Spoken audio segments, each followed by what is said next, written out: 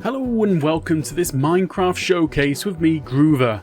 Now today I have for you this little ironing board, that's what I'm calling it, yes you heard it right, the ironing board. And it is basically my 10 village iron farm. Now this will actually produce around about 3,400 iron per hour. That's right, per hour. And that is mainly because it's a 10 villager iron farm, which means that whilst there's a golem on the deck there, it cannot spawn a second golem.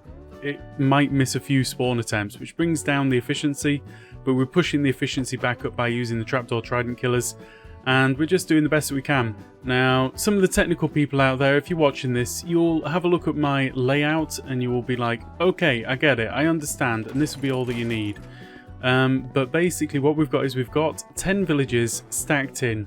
They are offset in a particular way, and I'm using that offset to overlap the golem spawning areas. Now I can't have the golems spawning in a adjoined area. The reason for that is because it might join that village and never leave that village. And if it never leaves that village and it gets killed in this village thinks it's always got a golem in it for at least 20 minutes. It puts out the wanted posters, nobody replies, and it waits and waits and waits and waits, and it gets nothing for 20 minutes. So by doing this, I'm actually keeping the golem caps separate, and the overlaps are actually down this line here. Now, for those of you who haven't heard of Trapdoor mod, I'm going to show you some amazing stuff that you can do in Bedrock now. This is amazing. This is stuff that we were using in Bedrock years ago, but now we've got it in Bedrock. It's pretty nice. Anyway, so village spawn true. So this is going to show the golem spawning areas around each village. So we've got one village right there, and I'm using the green beds to denote where the village centres are. And I know you're probably thinking and worrying about the village centre moving around. Don't worry, I've got a method. I can sort this out.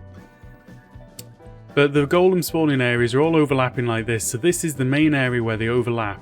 Now, a golem spawned on this platform cannot get closer to that village or that village than this village, so it'll always get attributed to this village where it is spawned from and die in this village, and they don't need to put out the wanted posters, and it all works perfectly and beautifully.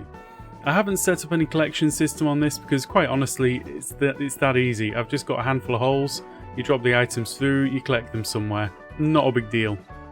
And I'm actually using a little method which was shown to me by Archthunder, being mentioned in Ops. You need to go check out the channel, they're doing amazing things at the moment, Archthunder. I'll put a link down below. I'm just putting a, what's the word? An iron bar underneath to keep this in the right place. So the problem here is that there's so many villages in one place that these are often going. There's normally at least one Trapdoor Trident Killer going at some time or another. So yeah. Right, these spawn platforms are 6 by 15 long, which is 90 spawning spaces, which is not great, but it puts the spawning platform efficiency at around about 97%, which is okay. I mean, we are going to miss 3 golems in every 100, which is again going to bring the rates down a fraction, but we need to do it like this to get the 10 villages in one place. Like, you can't have a bigger, well, you can have a bigger platform, but then you wouldn't have it as condensed.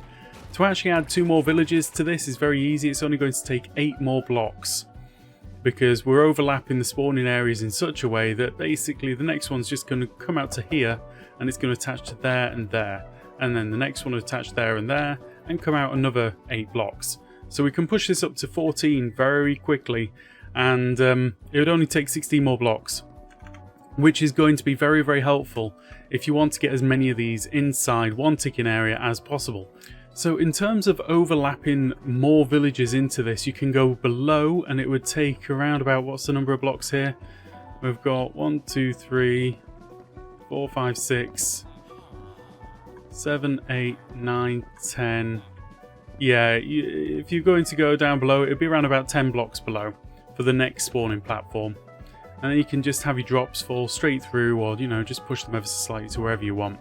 Now, a lot of people will know exactly how to stack villages in, but I have my own method, which is actually a little bit of a secret until I put out the tutorial. But I don't walk villagers in anywhere, I just move villages. So that's a thing. Anyway guys, that is it for the showcase. I'm sure I haven't answered all of the questions that you might be wondering about this, but there is going to be a full block by block build tutorial coming out pretty soon. Yeah, it's going to be a lot of work. There's a lot of elements to this, a lot of elements, and if you get it wrong, then you're only going to get maybe 6 farms, and it's going to be a bit of a mess. But it's okay. We'll do what we can to make this work for you guys. Tutorial very soon.